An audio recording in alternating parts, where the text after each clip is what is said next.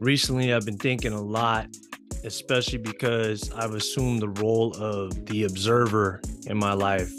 Um, Not only observing what goes on around me with the people that I connect with, that I interact with, but also observing myself. And through that observation, I come away with so many different lessons. Every interaction, every experience has the power to teach and mold me.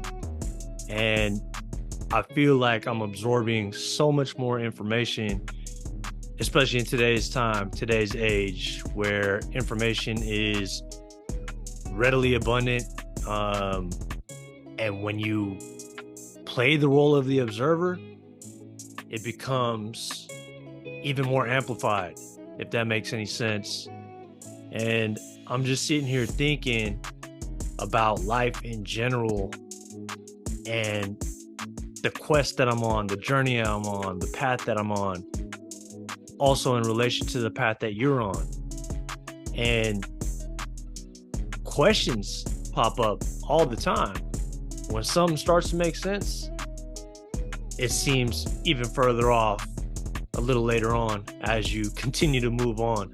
So you kind of get to a place where you're like, what's the point of it all?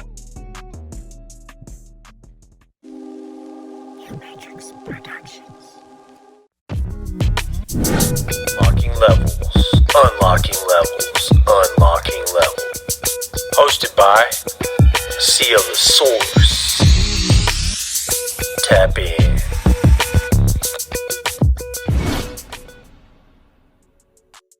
What's up, my good people? Welcome back to another episode of Unlocking Levels. Back once again. Thank you for tuning in. I appreciate your time. I appreciate your support. And in today's episode, I'm going to provide a couple updates as to why there wasn't an episode the past couple weeks, but also share a bunch of deep thoughts that I've really kind of thought about and marinated on for some time while I was away from making a podcast. I hinted at a little bit of it as I opened up this episode. I told y'all I recently kind of assumed the role of the observer, not really speaking too much, but speaking enough in my estimation, speaking when I need to, when I feel compelled to, but more so just absorbing what's going on around me, observing what's going on around me, and just inputting that all into my own database and just trying to chop it up the best that I can and try to make some sense out of it, try to understand it. And that's what this episode is going to be about. I believe I came away with a lot of different things through my recent experiences. For further context, just to give y'all a heads up, I was out for about almost 3 weeks from Hawaii. I actually went back home to San Francisco to be closer to family. I've got some personal matters that's going on within my family, and I felt that I needed to spend a good amount of time out there, especially because I'm so far away living out here in Oahu. And during that time, it was a beautiful experience overall. I gotta say that. First of all, I was able to really soak it all in, be present, and I just felt that my spirit needed it. And through that, I walked away with so much, and that's what the bulk of this episode is going to be about, just really talking to you guys about what I picked up, what I learned, what I'm currently kind of chopping up in my own mind and trying to figure out and make some sense of. And I think that what you'll come away with from this is just a newfound perspective on life. And I think that even with me saying that, me trying to make sense out of things, that right there is kind of like our default way of looking at things, especially if you're my personality type, where you feel that this experience of life is all about learning, it's about growing. That's where I'm at in my life. I look at every single thing in life as it's trying to teach me something. That's my belief, that's what I stand on, and that's what I know to be true. You could see things completely different, But with that being said, if I'm looking at everything like it can teach me something, of course, I'm all ears. My eyes are open, my heart is open, my mind is open, and I'm just looking to absorb. And in my recent trip back to San Francisco, I was able to spend time with a lot of family, as I mentioned, interact with a lot of people. And I've also kind of observed myself after being away for so long, and just kind of like being out in the world, you know, very independent, doing my own thing, figuring things out, putting things together, and working on creating the life that I believe I can create for myself, that I envision. And I feel like I'm getting closer and closer every single day. With that being said, going back home taught me a lot. It taught me not to take things for granted, because when I got back to San Francisco, I'm not gonna lie, it's such a huge difference in almost everything. There's a lot of similarities from how life is lived over here in Hawaii to how it is lived in San Francisco, and I'm sure it is in different parts of the world as well. But for me, what I realized is that familiarity was so comforting. It was so relieving. But at the same time, it came with that big reminder of, like, yes, this is home and it'll always be here for you. But at the same time, you got something bigger you're pursuing. You got something that you're working towards. And don't lose sight of that. And I walked away from that 2 to 3 week trip with a newfound sense of motivation, inspiration. And I just feel so moved and ready to just attack my goals with a greater ferocity than I've ever seen, than I've ever experienced. And I think a lot of that had to do with just understanding time in relation to our life. I've observed that when you're in a place where you're kind of crunched for time, you feel a sense of urgency, you want to pack every single thing you can in, and it might be overwhelming sometimes. And that can certainly be the case if you're not being present, if you're always looking to the next thing. What I found is that when I'm grounded in whatever it is I'm doing, forget what I think I'm supposed to be doing, but whatever I'm doing, whatever's happening in my life that right then and there that is in need of my attention, whether it's playing with my dog, being with my grandma, hanging out with my brother, even just sitting on the couch watching something mindless, it's just like being there fully, and what that does and how that slows time down. Yeah, it was 3 weeks. It was almost 3 weeks that I was there, but at the same time, it felt way longer, and in a good way. You know what I'm saying? Like it filled my cup in so many different ways, and I needed it, as I mentioned. So the one thing I'm trying to share with you guys right now through this whole rant is that, we can look at the clock and we can kind of look ahead into our lives and, create a lot of anxiety and a lot of unnecessary pressure on ourselves when we're constantly battling the clock. But there's a life hack. You can absolutely slow things down for yourself by being fully present, by letting things be what they're going to be. Yes, have a plan. Yes, work towards that. But at the same time, do not lose sight of being present and being here, grounded in the physical form, in the moment that is now. A lot of times we can get swept up in, I got to do this, I got to do that, I want to do this, I want to do that we lose sight and lose focus of what's happening right here and now. I'm guilty of it. I know the next man is guilty of it too. We're all guilty of it. But what I've found is you can slow things down. I'm not necessarily saying that you can stop time or you can control time. But what I'm saying is, by being present and just learning how to ground yourself to where you are at that moment, it can actually slow things down in your favor, and you can experience life in a whole new, richer way. as from what I experienced. And that's definitely one of the profound things I walked away with from this trip. But I also, through my observations of being around certain loved ones and just kind of, that are older than me, that have seen a lot more life than me, I've come to the realization that I can look at other people's lives and feel compassion, empathy. I can give grace. I can increase my capacity for patience when I'm around certain people, not just loved ones, but certain people that have the tendency to test your patience. And I've learned that when they're going through something like that and they're testing your patience, it's more of a reflection on them than it is, a personal attack on you. And I'm not saying that to say that, oh, I'm better than them because they're going through that. And I'm not even sitting here trying to judge.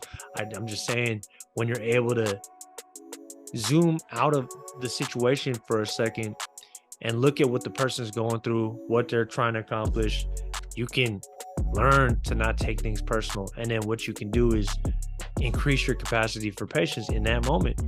And then what that does is it opens you up to listening. It opens you up to understanding. It opens you up to a deeper, greater connection. And I found that to be the case with certain loved ones. We've had some special, powerful moments that I'll take with me as I continue to move forward in this journey, and one of the biggest things I found is, you can learn from other people's past mistakes and the regrets that they have and things like that. And you can learn to kind of take that, internalize it, and not necessarily carry it as a weight, but carry it as a reminder of how to avoid certain pitfalls, to avoid certain mistakes in your own life. And you might sit there on the other end of this thinking that, oh, maybe that might sound a little, cruel, looking at someone else's life and saying to yourself, oh, I don't want to live my life that way. But honestly, it can be very beneficial for you. You can have compassion for another person. You can have empathy for another person, but you can also look at the situation, look at the other person, and try to, through that understanding of the other person, you can take the good and you can leave what you deem to feel like you don't want in your life. And I don't see anything wrong with that. We're all learning. I think that it's only wise of you to look at other people's scenarios, not from a judgmental standpoint, of course, because when you have compassion, you're not necessarily judging anyone. You're just observing. You're just aware that they're going through a deep pain, that they're going through something that's been particularly difficult for them in their lives. And through that observation, you can analyze it in your own regard, and you can start to realize, maybe this is for me, maybe this is not for me. And you can realize that you have the choice, you have the power. And I think that's a perfect segue to wrap things up here, because my last topic of discussion, one of the most profound things that I figured out while I was out there, and I've heard it multiple times explained to me in various different ways, but I really was able to take it and make it my own. And that is, you hold the pen to the story of your life. It's tied to what I'm talking about right now, because you don't have to follow the path of the people that went before you. You know what I'm saying? Like, yes, they laid the foundation, they laid the bricks, they paved the way, but at the same time, you don't have to necessarily follow exactly how they did things. You can find a more efficient way. You can find a way that works for you. It's not necessarily better or worse. It just works for you. And for me, I learned so much through observation of not only myself, but of other people. And some of the loved ones that I have, they share a lot of deep pain. They have a lot of deep burdens and regrets. Not sitting here saying that I don't have any regrets and burdens of my own. I think we all do. And needless to say, but I'll say it anyway, I'm not exempt from that. Neither are you. I think that's part of the human condition. That's part of the life experience, the human experience. But with that being said, I think it would be wise of us to, not only through our own learnings and understandings of our experiences in life, but can we learn, but also through analyzation of other people's experience of life, especially those that have a lot more life experience through age and time. And, I've found that I can learn from other people, not only directly, but indirectly, because I see exactly what I don't want to be, what I don't want to experience. And I think that it gives me time. It brings it to the forefront of my life. It gives me time to correct certain things, to be aware of certain things, and then make that correction. And this gives you greater control. This gives you greater control of that pen that you hold in your hand, that pen that you're writing a story, because we're all writing a story of our life, whether we know it or not. At the end of our life is going to be our story. You have the power to make it a good one, a great one, whatever you want. It's up to you. In life, things are going to happen, things that are beyond your control, but you always have a choice. I know that's easy to say from my standpoint right now. And when you're going through something that's super intense and you feel like you're losing control, that doesn't necessarily mean that you don't have a choice anymore. You always have a choice. And there's always consequences to every choice. And I think in life, we're just trying to make the best choices that we can. But going back to my point, you hold the pen. In life, it's a gauntlet. It's a maze. It's a path. It's a journey. We're all traveling our own unique paths.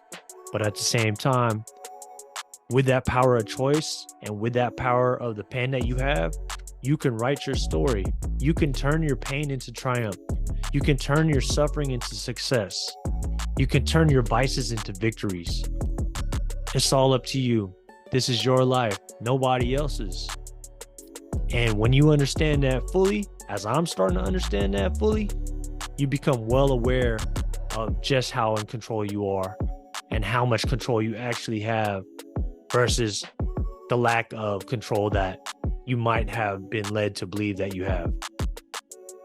And I'll go deeper on that topic in other episodes going forward.